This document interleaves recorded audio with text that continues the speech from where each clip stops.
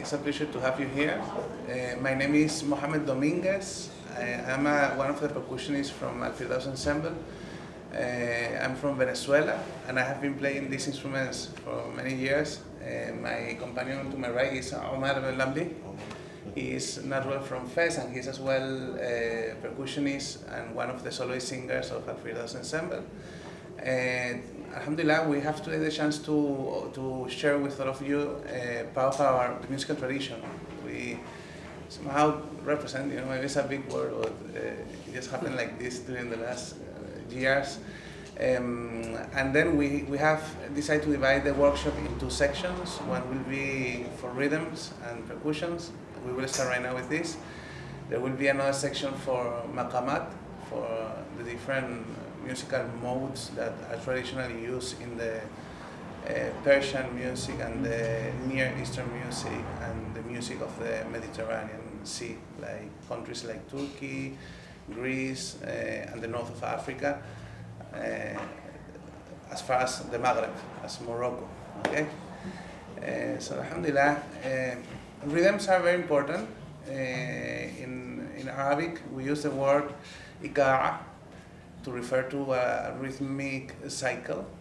In the Turkish tradition, they have the word usul, which is very suggerent and suggestive because it's actually an Arabic word as well, usul, and it means foundation. So rhythms are literally the foundation of music. We could say they are all about bringing stability and measurement. Another way in which we refer specifically to the rhythmical patterns in the Sharqi tradition, the Eastern tradition, is using the Arabic word mizan, and mizan means balance, okay, like the balance, the scale, right, to weight things, and it means measure as well. So with rhythms, we literally set a specific measurement of time, right? We speak a little bit about the Islamic tradition and the spiritual tradition due to what we promote and we work. And we have to mention that rhythm is an essential part of worshiping in Islam. And it is so like this that when we listen, for example, Quranic recitation, there are mainly two aspects, musically speaking, to the Quranic recitation. There is a melodic part and there is a rhythmical part. The melodic part, interestingly, is free.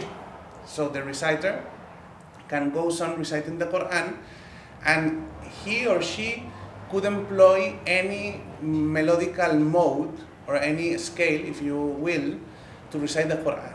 Normally, the people who dedicate themselves to the recitation of Quran, they normally will use maqamat or modes that are in harmony with the meaning of the verses that they are reciting.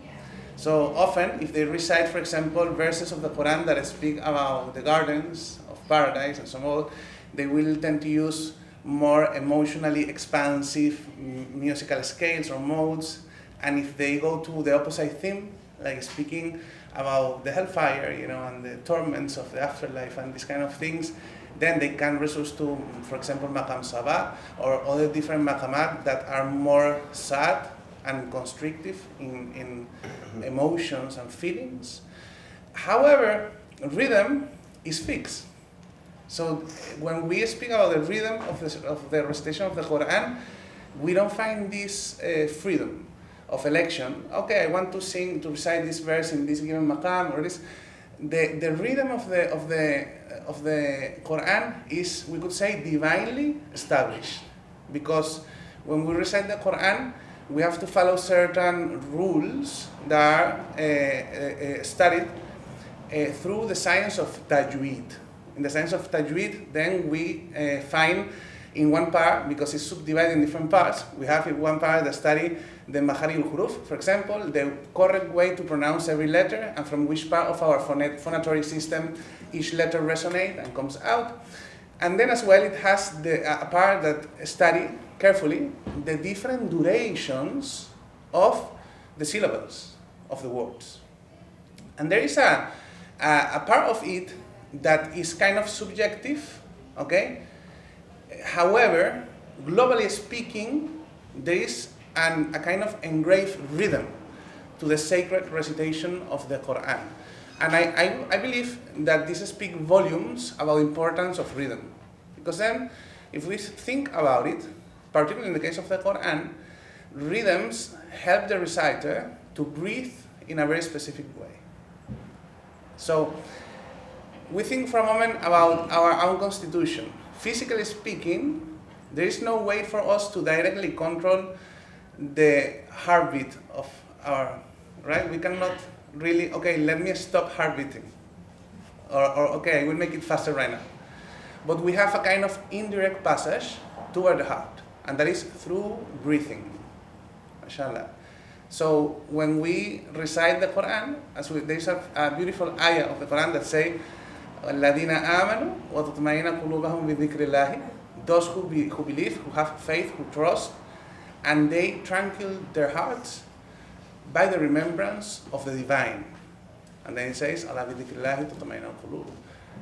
For indeed there is nothing beside the remembrance of the divine that actually bring the hearts into tranquility. Subhanallah.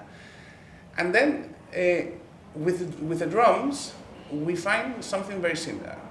With the drums, we can set up a particular measurement to the atmosphere and the place we are when we perform. And then different patterns, they will have a different distribution of the sounds that we will learn today, inshallah. And they will bring as well, they will stimulate us differently. And then when it comes to the specific application of percussions in sacred music, then rhythms will give us that frame for us to step into meditation. And that's why normally when we listen the more kind of canonical Sufi music, we will find, for example, in the Turkish tradition, the ilahis and peshref. This is music that is normally used by the different Sufi turuq or Sufi schools in Turkey, like the Maulawiya or Mevlevi, like the Jarrahi, etc. They will normally use for the music they perform very simple rhythms, and rhythms are very steady, very stable in nature, because they are more we could say optimal for having that kind of more relaxed and quiet moment of meditation, and as well for the practice of divine remembrance. Where if we see, for example, different Sufi schools, they have different ways to practice this kind of dynamic meditations, and sometimes they may rapt like movements, and as well they will invoke or remember Allah subhanahu wa ta'ala through specific names, and always happen to be a very rhythmical event. No? If you, for example, you Google or you go to YouTube and you put, for example, Hadra, Dhikr, something like this, right?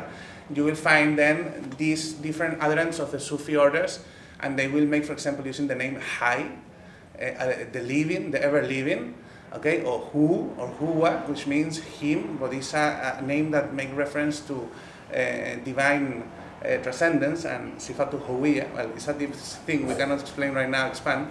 Anyway, they will go like for example, with rhythms like Ajub, Sar. We will learn this rhythm in a while, inshallah.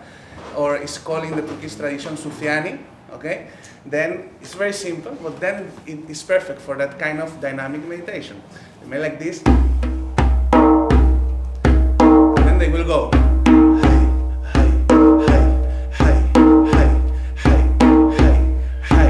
the beat of the drums. And then normally, in that kind of setting, the musicians are not independent, of course, from the sheikh. The sheikh, knowing what is taking place, what is happening over there, the sheikh is the master, right, of that given community, he may at will indicate moments of acceleration of the rhythms, right? And then they may start very slowly. Like for example, with the name Hu, they may start Hu, Hu, Hu, And then at a given point, they go progressing in the tempo. This is the speed of the rhythm, and they end up quiet. Like it's like we call it in Spain discoteca, which is like discotheque, but for dicker. So discoteca, and they can very fast,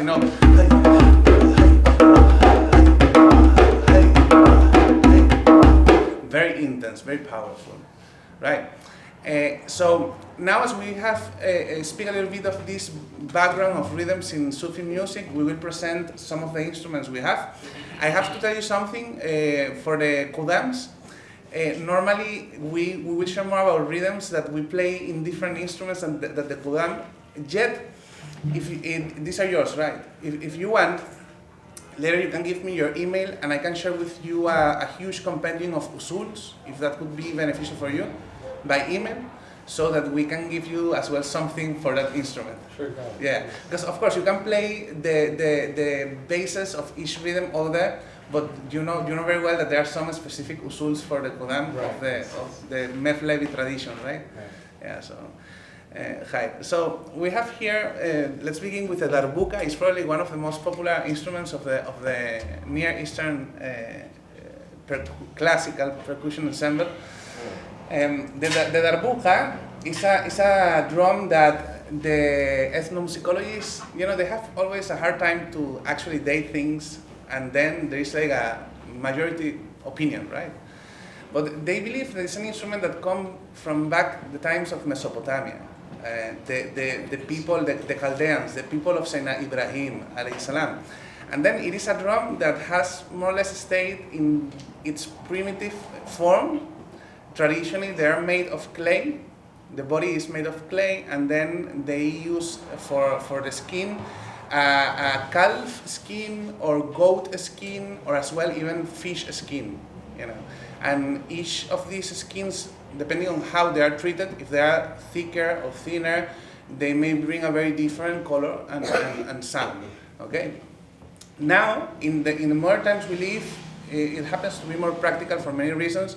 They make them of wooden bodies or aluminium, and the head is made of synthetic materials.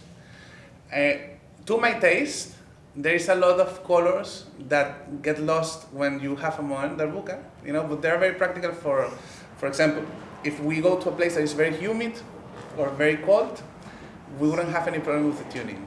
It will stay right there. While if you have a natural skin drum, you need a lamp or a fireplace, one or the other, to keep the skin tightened and be able to get that crispy sound of the darbuka or the dohola. And even during the concert, the sound change. Yeah. You have to put it, Yeah. If you don't have the lamp, it's not practical. Yeah. Normally for the dohola, this is actually a modern djembe. We'll go a moment into it, and I will explain you why I have a modern djembe and not my dohola here. So normally you will have a lamp system that you put inside the drum, and then you plug to an outlet, and then that will help you to keep the skin in tune properly. But of course that comes at some price, because as much as you use the lamp system in the drum, as faster you will damage the skin, right? Because it dries up the skin, so you have from time to time oil properly the skin and so on. It has some cares, because the skin is somehow alive. It's a living material. That's why I prefer this one. Of course, yeah. So it's a very ancient instrument, and even though it's ancient and it's very primitive, the beauty of the darbuka and the different sizes of darbuka. This is a sumbati, which is like the soloist darbuka. The dohola is bigger in size, more or less like this height, and the diameter some inches bigger. So is that even though they are primitive and ancient instruments, they have migrated historically with the expansion of the Islamic civilization. And then these drums, they have taken from very different folkloric traditions of the world. From Persia, we could say, from Persia, going through places like Armenia and Kurdistan, Turkey, Greece, Egypt, Libya, Tunisia, Algeria, Morocco, Mauritania, and even Spain in the times of Al-Andalus, right? And why this is interesting? Because then we can eventually explore and represent through performance very different cultures and traditions. So we can find, for example, rhythms from Turkey, like for example, Karsilamas is a beautiful 9 beats rhythm, I love it, very moved. So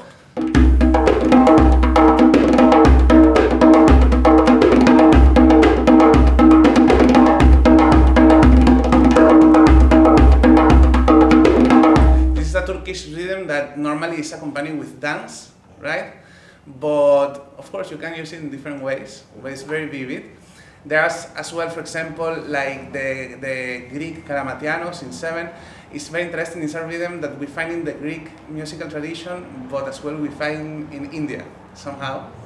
In fact, in Arabic, normally they call it Mudawar Hindi, which means literally the Indian cycle. And then it's 7 beats. Normally this one is subdivided into 3 and 2 and 2. So if we add up 3 plus 2 plus 2 is 7, right? So they make it like this. 1,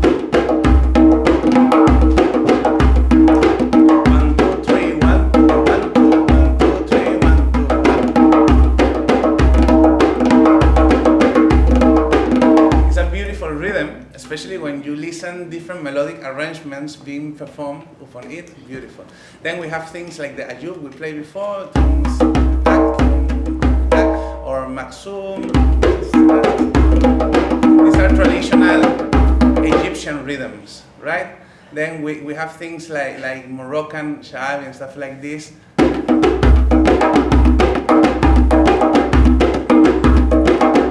Which are rhythms that somehow recall or remind us a little bit more of that sub-Saharan musical tradition.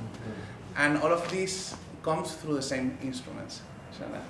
So, by the way, I didn't explain, I said I would explain. So why the modern djembe? Because traveling with you can imagine traveling with the clay dohola would be a nightmare. For us as touring musicians, it has happened already for us to get broken drums in the middle of tours because of the way sometimes airlines work, you know. Like our first tour here, I recall bringing a beautiful Greek dohola from Savas, one of the manufacturers.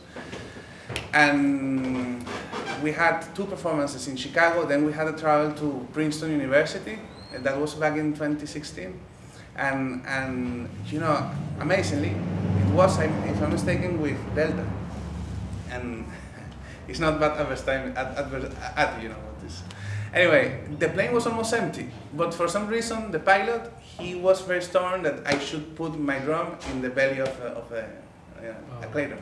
So I knew already the destiny, you know, the outcome. Then when we went to the belts, the case of my dohola was like this, bent, you know. And then when I take it, it was like, you know, all the little pieces of clay over there. So mashallah. So from that moment on, I choose to travel with this kind of modern djembe. This is Remo. And it is basically because I can apply the same techniques that I use in the dohola, you know, percussion-wise, and it covers basically the same registry in terms of tonality as the dohola. So I use it as a bass drum that is lighter. They can throw it all around and it wouldn't break because it's fiberglass, you know, and khair, that way we're safe. When we perform in Spain or in Europe, that we go through trains or something like that, I can bring my dohola, no problem. But transatlantic flights is better to be careful. Okay, so it's fine. So we have as well different types of friend drums. We have the bendir, the daf, the mazhar. There are many different types of friend drums. We have the rig as well, like this one, the rig. So each of them fulfill different functions in the classical ensemble of percussion, you know. We have, for example, the bendir. It traditionally has something that we call in Spanish bordón, is a string. Sinus. Yeah. that cross the skin, and it will bring some vibrant resonance when you play the doom, the bass tone of the drum. Then you have some other variations without that. You have the typical Persian dafs that they hang chains inside the frame, so they can make some movements, and it will have a very particular character to it. Rings. Yeah. Small rings. Yeah, rings. Yeah. Yeah. Yeah, hanging rings. I think it's called Erbane. Yeah.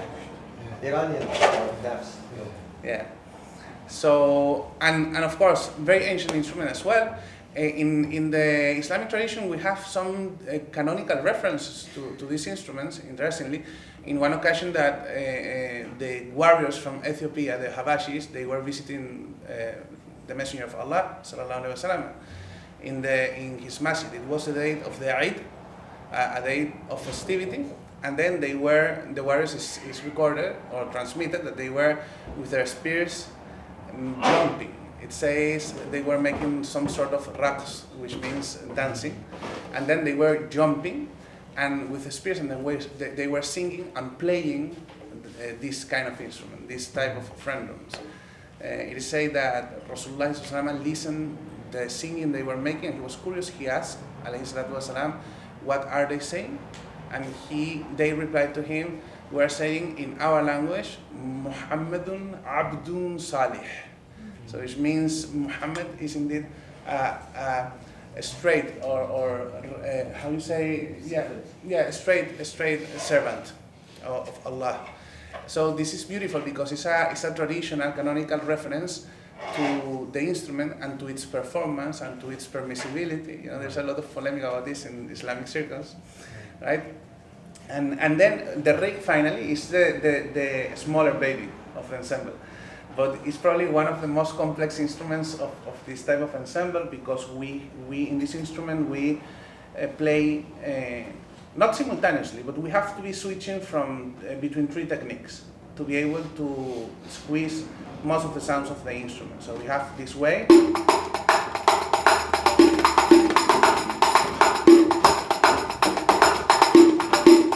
That we can play with his fingers.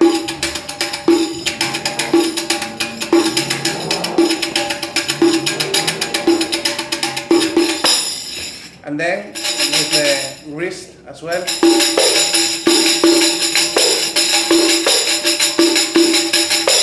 Right?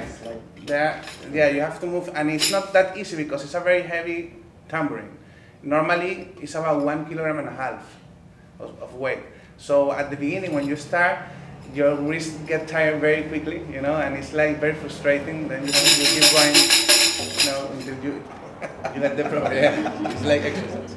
So, I mean, right now we have a little bit of time limitation because the people that were supposed to keep coming, you know, was late apparently. Anyways, we will explore some rhythms, and we will begin with the darbuka. And what I will explain about the darbuka is more or less the same thing to apply to the frendrums, you know, in terms of the patterns. So with the darbuka. So normally we will make like a kind of introduction to the techniques. We have like fundamental sounds that I believe if you brought all these instruments, you may know already the sounds, you know. But anyway, we will cover this. So we have the doom, which is a bass sound. Normally in the darbuka, to play properly the sound, we want to keep our fingers together like this. We will hit this part of the drum, okay, with this part of the hand. So our fingers will strike inside the skin. And then when we hit the skin, we would like to withdraw the hand, because otherwise we will close the vibration of the skin. If I leave the hand resting over there, it's like nothing happened, right?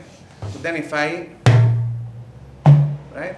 Then we want to get that beautiful sustain over there. Si quieres, coge las dos bolas. Sí, claro. Y vamos a intentar, por lo menos... Sí, que tengan de arma. Yeah. Yeah. So, No.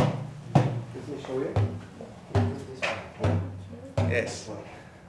That's important with the darbuka. If we are right-handed people, we rest the drum on the left leg, and vice versa. Okay. Okay. There's a good beginning.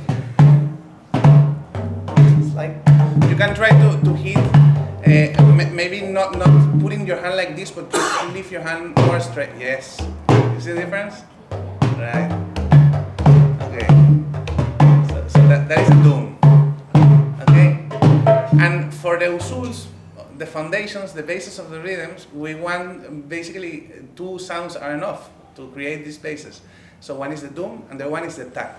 The tack normally we play with the index finger in the on the rim of the or the edge of the skin, okay?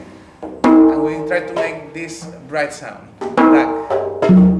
That's nice. Even in the frame? Yeah, that's nice. Yeah, you can make tack, this well. the tack is here, and we touch the frame. Yeah? And the doom, we have it not in the center, but here. We have doom and tack. This is a leather. Did you hear the sound? It's like very tired. If you want, try with a bigger one because it will be easier for you to Yes. yeah, to make the doom. So with The doom, the doom in a frame. Yeah. You don't need all the hand. Maybe you can need all just one finger. one finger, yeah. Like this. Yeah. And the tack with the ¿cómo se llama tu huella? See, the finger, well, the tip of the finger. Yeah. Yeah. Okay, so we have doom, tap, doom, tap, doom, tap. Right. Él está haciendo al revés. Doom, Doom, tack, yeah. doom. You know,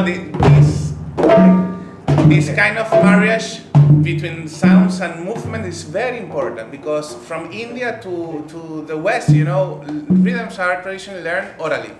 And then eventually, after they are interiorized, we perform them in the drums, right? This is very interesting because it helps us to make sure that we are playing the right thing. If we sing at the same time as we play and we sing doom and we are striking tack, then it's obvious that we are making a mistake, so we can try to correct, okay? So firstly, doom, tap, doom, tap. Very We simple. say doom, tap. And it's like instantly you can recognize that's doom. It's this. Now, tag, doom, tag, doom. Right. Tag. Last question. Doom, doom, tag, tag.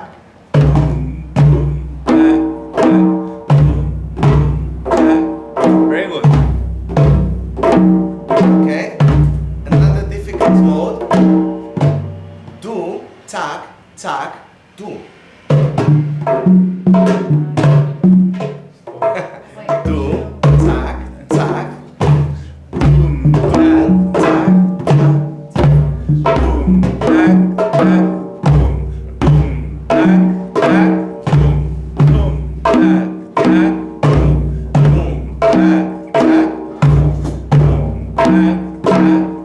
tack, tack. Okay, that's nice. Approved. That is basically the foundation to learn rhythms in these drums. There is no much more than that because the extra stuff are ornaments, and we ornamentate rhythms as we progress technically speaking. And of course, I mean, we would expect in a very short workshop to deliver mastery on that. We practice years for that. I will show you a little bit of that, but anyway, that is the foundation. We have as well, so we know already the sound doom, we know the sound tack, we have as well the sound ka, and the sound ka basically is the same as the tack, but with a non-dominant hand. Some people have hard time to play this sound accurately, you know, or proper, but it's not really too difficult. We have the possibility, you know, with different techniques, we can lift the elbow or we can rest the elbow, depending on what we want to do. You know. But initially, we rest our elbow, you know, on the body, and then we will find that our hand, in a relaxed position, will have like this inclination over here with the fingers, right, with the darbuka. Then There are some fingers that will have a better reaching to the ideal place in which we want to strike for the ka, and that will be the ring finger. The ring finger initially, okay? So if I look my hand here, if I want to strike with the index, you know, it's over there on the edge, no sound. I could make it if I put my hand more inside, right? But initially it's on the frame. The mid finger will be a little bit more inside, and then we get some sound over there. And the ring finger is ideal, right? So we have the possibility to play the ka just resting the hand like this. At the beginning, people may find out that they cannot make the sound, and it may be because there is not much muscular memory and strength, okay, in the hand. But as we practice, we will get to the point that we find the sound over there. As well, we can lift our hand, and then we can kind of like with un látigo, como llama un látigo, like you know, just Clutch. yeah.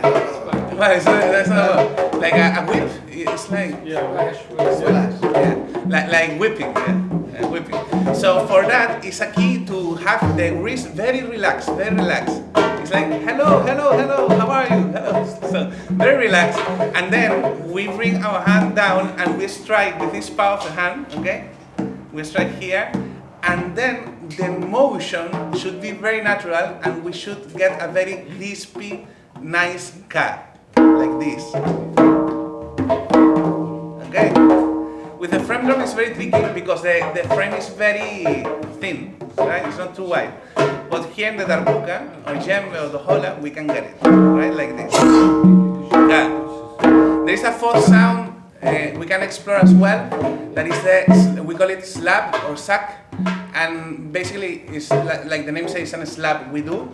But the interesting part of this is to achieve a very crispy, dry sound, okay? That could be a replacement of the tack. So normally when we have more than one drum at once performing, when you make basses so that a different drum can make more ornaments and solos, you would like to make slaps always for the bass, because it's more dry and more stable. So that sound, normally we play with the fingertips, we put them together. Now this time we cook a little bit the hand like this. And then we want to give a dry strike and leave the hand resting over there, like the opposite to the doom. And we want to get that kind of sound. Okay? In the bendir, si me despertan un momento, in the bendir is a little bit different, you know, you because of the skin is bigger, you know, you can open a little bit more the hand. You don't need to be cupping so much, and then you want to go toward the center. That kind of sounds. It sounds like steps. Okay. So for example, if I would play a rhythm with the slap here, you can see with the tag. Look. This is with the tag.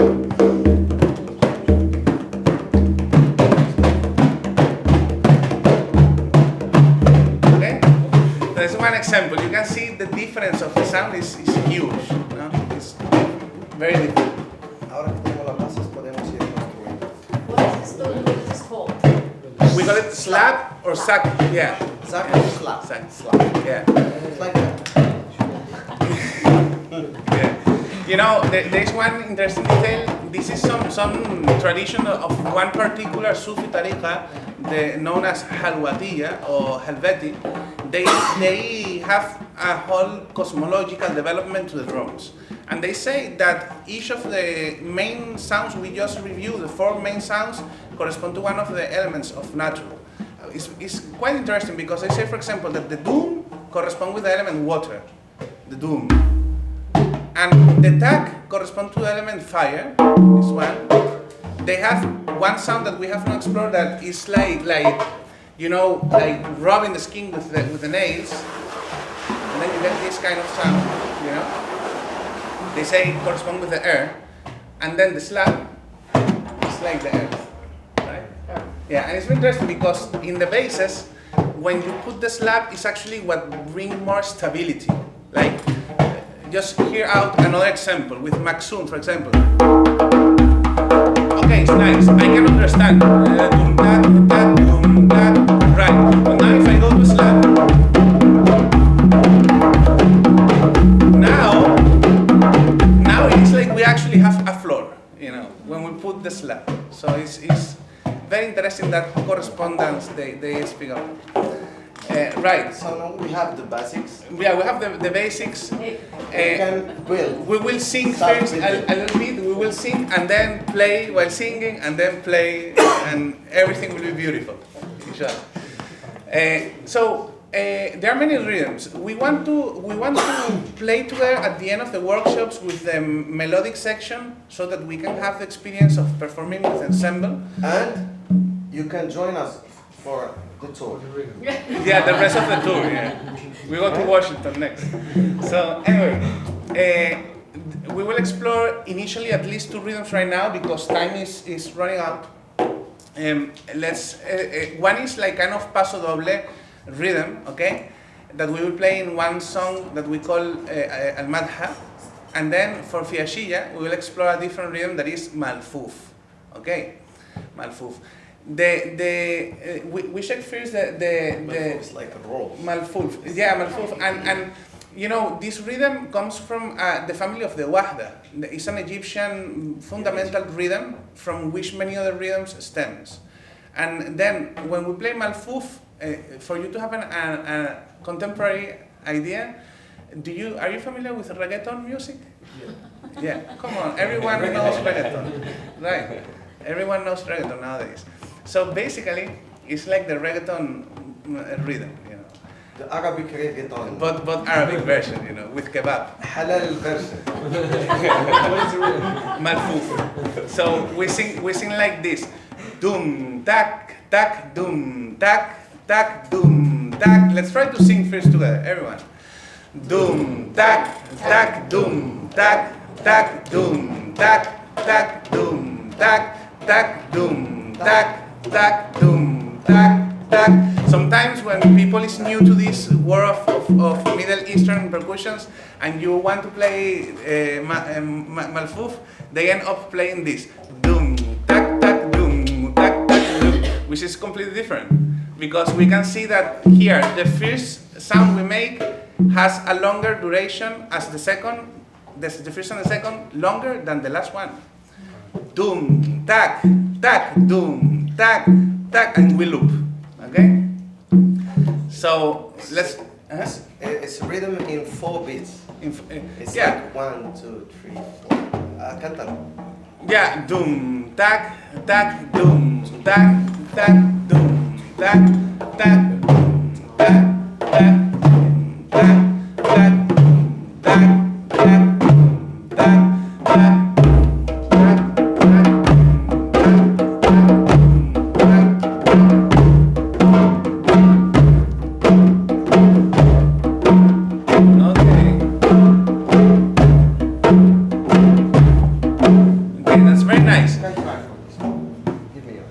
That's very nice. Normally, just for the sake of being more accurate, Even better than if you happen to be familiar with musical notation, you know, normally they will transcribe the Malfuf rhythm in 2 beats. That is the way normally you will find this rhythm written, okay, in 2 beats, 2 over 4, or como we say 2 por 4, no, in Spanish. Anyway. Then that is the very basic form of Malfuf. We can make one including 1K if you can do it. Then carry on. So we will sing dum kata kata dum kata kata dum kata kata. Let's sing together. Where is the cup? Okay. Right, with the non-dominant hand. And in the front drum it's the same. You do it with the fingers over there. Very easy. You know, by the way, with the front drums, you have that position as well. Préstame un momento. Gracias, el chiquitico, the tiny one. So you can play like this, right? You can, with the bigger ones, you can as well put on your lap like this. It's important that you don't keep it too close to your body, because if you keep it too close, you will, the doom, There is no resonation. Yeah. So you want the air to flow, right? So you can put it like this, and then the position of the hand similar to the darbuka, or you can hold like this, you know, however you feel comfortable. And even in some Arabic countries, they play it like this. Yeah, between the legs. Yeah. Yeah. No, the frame. Yes. The frame, yeah. They put it like that. I mean, you can find people playing the darbuka like this as well, but this is not orthodox. You know? I mean, we have no problem. Everyone is free to do whatever they want, you know. But if you go to a traditional darbuka t-shirt like this, they will tell you, get out of here. Okay. So anyway, let's try to sing a little bit as we did before with this dum kata kata dum kata kata dum kata kata dum kata kata dum kata kata dum kata kata dum kata kata dum kata kata. Right. We can add another cat at the end to loop. It's very good. So now we can sing adding an extra cat. We listen first. Dum kata kataka, dum kata kataka, dum kata kataka, dum kata kataka, dum kata kataka, dum kata kataka. Very nice. Dum kata kataka, dum kata kataka. It's like articulating. No. To sing it.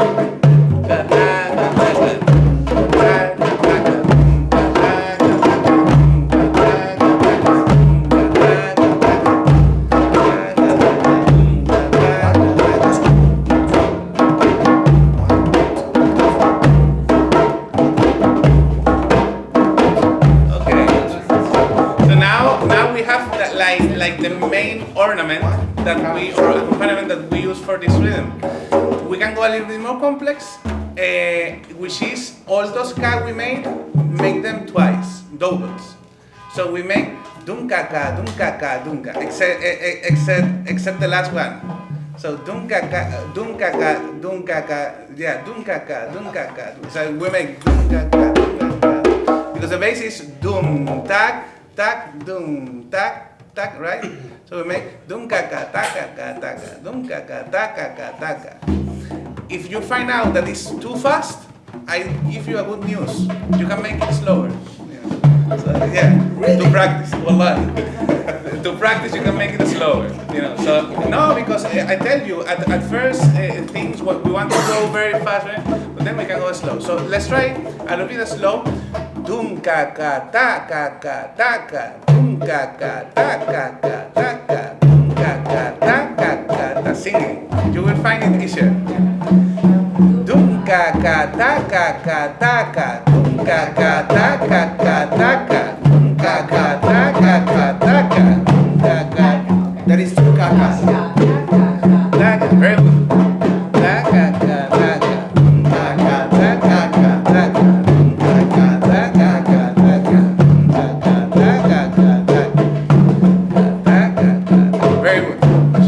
Like a puzzle. Yeah.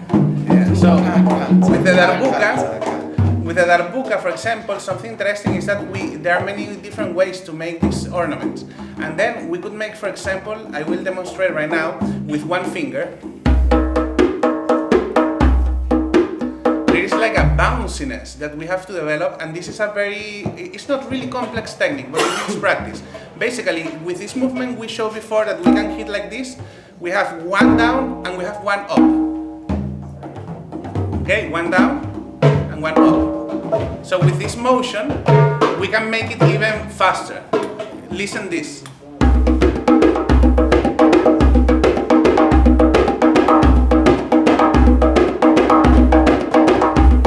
Okay? Another way, which I prefer because it's more dynamic, is using a little bit of split finger technique. It's this technique, you can find it in Turkey and in Egypt as well. And then we alternate the fingers of this hand. It's a little bit more advanced, So we will hit one with the index and another one with the ring finger. Okay? Ka, ka. We have one ka with the index, another ka with the ring finger. This will be, it's not for the front row. You can try, it's not for the front row, unless you put the hand on top. Yeah. So This is for the graduates, you know? yeah, this is a little more, but I show for the sake of you guys knowing that stuff, and oh wow, I have a lot to work, you know, for to encourage it. So we can make faster, and then when I say it's more dynamic, what I mean is that when we strike with one finger, the intensity of the strike is very different than when we strike with the other finger, and this for me it make it richer, the sound. So.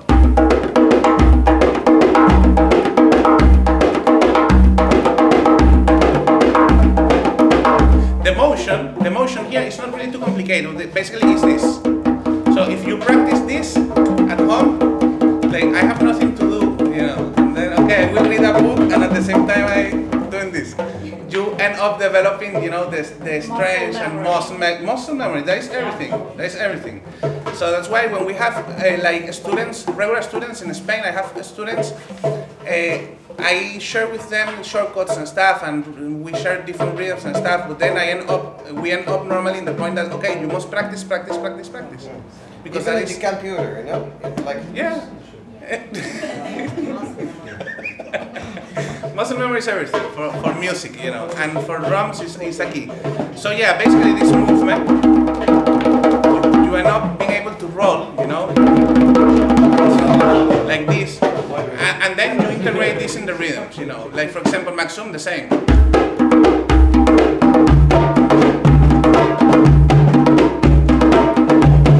Right? Okay, so we have Malfouf. I hope you remember because we will play that later with the other musicians and tonight in the concert. No, I'm kidding. So everyone nervous, no? So, and then we will explore this rhythm that is similar to a bolero, you know, like a Latin bolero. So we make for the Ya Habibi Ya Muhammad sallallahu alaihi wasallam.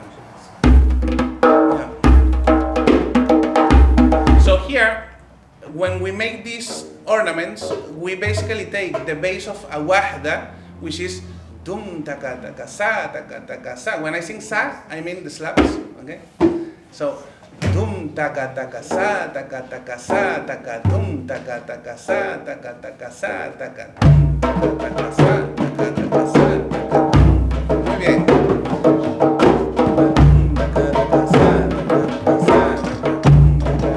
We can go a little bit slower. Let's go a little bit slower. Dum taka taka sa taka taka sa taka dum taka taka sa taka taka sa. Very well. Taka taka sa taka taka sa. We can play all the tags as well without the slap, and it will be the same thing. Just we make dum taka taka ta taka taka ta taka dum taka taka ta taka taka ta taka taka taka ta. If you want to break it down so that it's more easy to assimilate, the right hand is making quarters. So the right hand is only making this.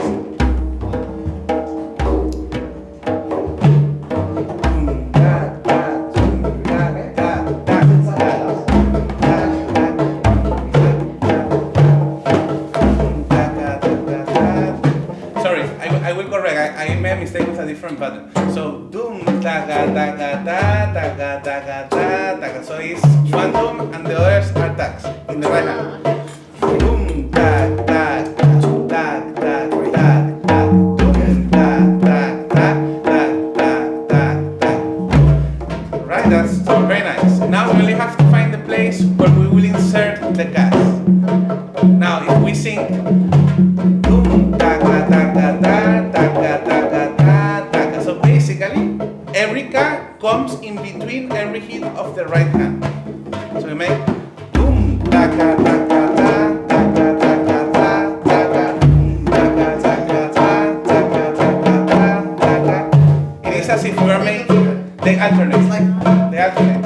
It is like if we are making this taga taga taga taga taga taga taga taga taga. So you put the dum in the first bit. So now, okay, we go with them. Dum taga taga ta taga taga ta taga dum taga taga ta taga taga ta taga dum taga taga ta.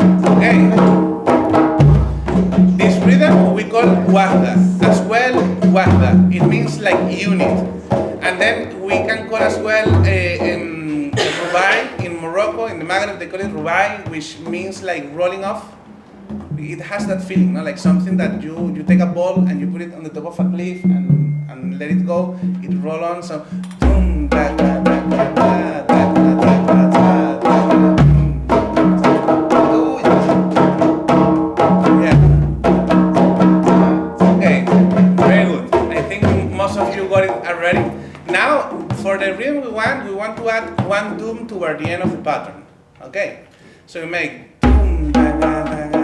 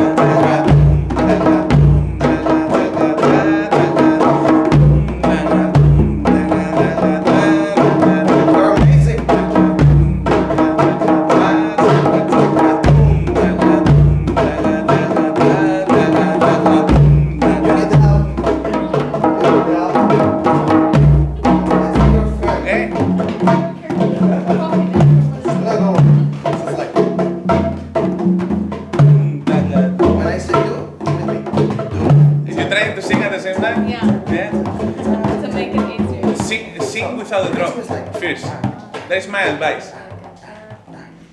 Look.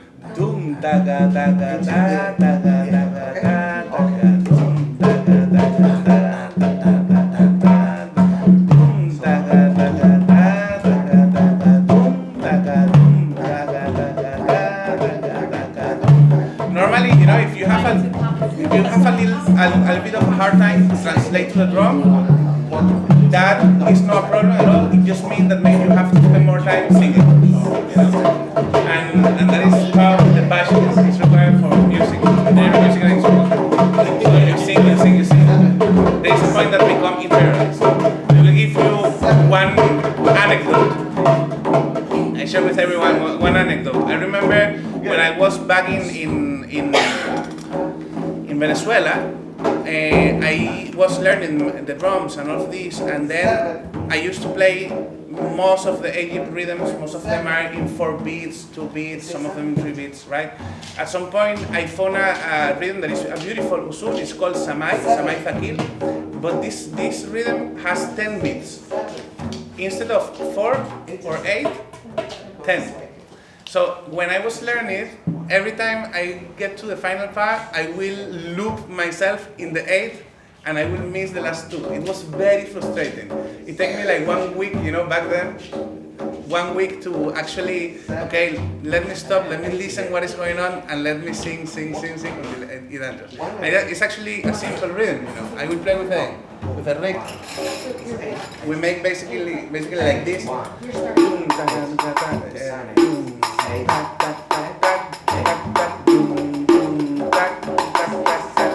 So the bass basically is doom da da doom doom da da. So it has 1, 2, 3, 4, 5. 1, 2, 3, 4, 5. In total 10. Wait, right? can you count it out while you play? Oh yeah, of course. 1, 2, 3, 4, 5. 1, 2, 3, 4, 5. It's a Samai Thakil. It's in total is 10 beats. But yeah, at first it was very hard for me to introduce this because in Venezuela, you know, we listen merengue, salsa, everything is in 4, 8 or 2, 4, whatever it is. And then this Turkish 10 was like, wow. So if you feel like wow, this is difficult, just take your time to sing. You know, sing is a key. So this rhythm, we will explain 1 second. This rhythm, we normally play it faster, this kind of bolero, and then we go like, it's the same thing.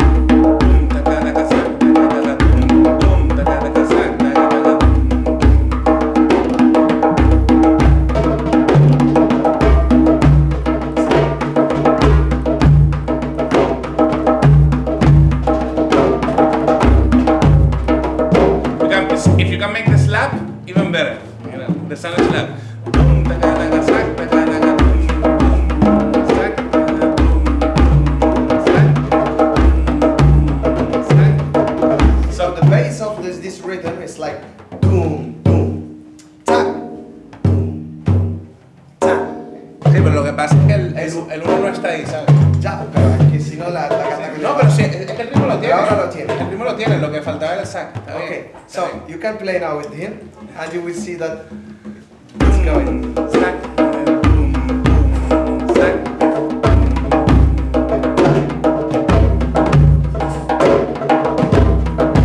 Okay, very nice. There is one tip I share before we pass to the next very thing. The rolls, because the rolls, they look like very interesting, and it's like, wow, that sounds amazing. No, this, very easy, very easy. The motion we make here is 1, 2, 3, 4, and we loop. If you practice this, you end up being able to roll with the spider finger technique. So basically, very simple. And at first, it could be hard, you know. And if you practice the motion slowly, it's very difficult. It's very difficult. But you begin.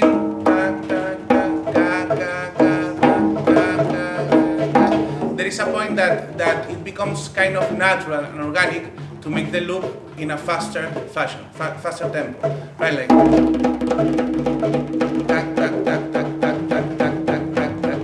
Here we made all the blacks, right? And then everything is about developing the independence of the fingers with practice so that we can fold or strike every finger in its proper place. That's everything. And then as well with the split finger technique we checked before, I am sharing this not for developing right now, but later at home you can take your drum and, oh, I want to practice that thing that I learned in the workshop. And you can make, with this motion we did before, like triplets. It's a good way to practice left hand split finger technique, you know. You make this kind of triplets, and basically you have the one here, 1, 2, 3, 1, 2, 3, 1, 2, 3, 1, 2, 3, okay?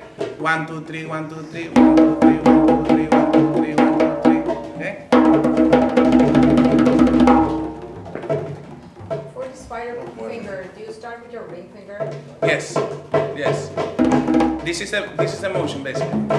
This motion. Okay. Yeah. Yeah, I guess spider finger because it's Yeah. right? So the ring and yeah, basically once you learn the roll you can put it in between everything. Look. For example, Maqam.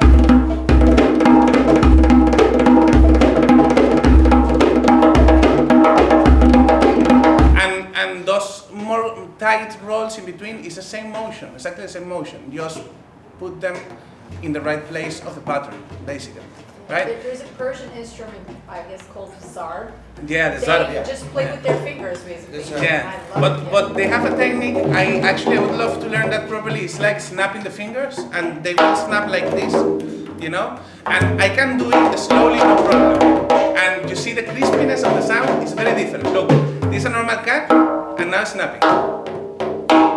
It gets different sound. But I see the professional zar players, and they make it very fast. Yeah. Wow, I don't know how they manage. Like this that I'm making, they make it snap in the fingers. And because when I snap, I need time to get my thumb back, right? Yeah. There's It's delay. snapping, but imagine like it continuously, you know. I couldn't tell you, you know, because I'm not a zar player. Yeah? Okay. Let's check one rhythm more, so we can pass to the Maqamat, because time is running. Ayub Zar is a very, we check already the Sufyani or Ayub, okay, it's a very simple 2/4 beats. And then we sing dum, dum, tak, dum, dum, tak, dum, dum, tak, dum, dum, tak, dum. Exactly. Very simple. Tak, tak, tak,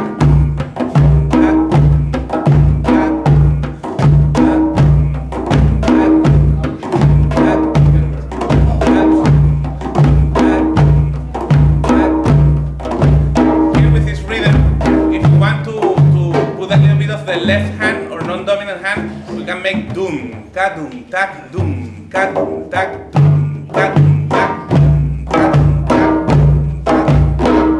Okay? Ka dum, tak, dum, ka dum, tak, dum, ka dum, tak. Yes, there you go. Dum, ka. Nice.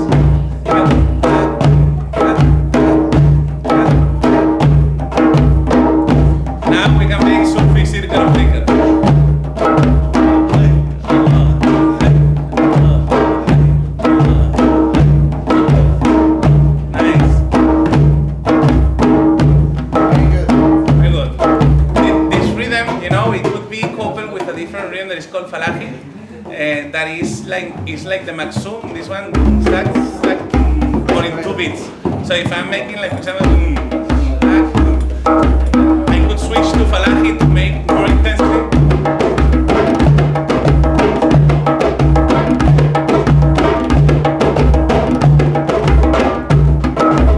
But the metric is the same, so they are like equivalent somehow. So anyways, later on, when they finish the melodic part, we will explore them. We will use the malfouf and this kind of bolero we learn. Hopefully we learn to play together with all of them. We will stop here at the rhythmical section, and then if you guys are interested as well into listening the maqamat, it's very interesting. You can. I leave you now in the hand of Ali and Ustad Yusuf. Inshallah. Okay, inshallah. I hope you enjoy, and if you have questions later or whatever, I'm around. You can ask anything. Thank you so much. You're welcome. Enjoy. I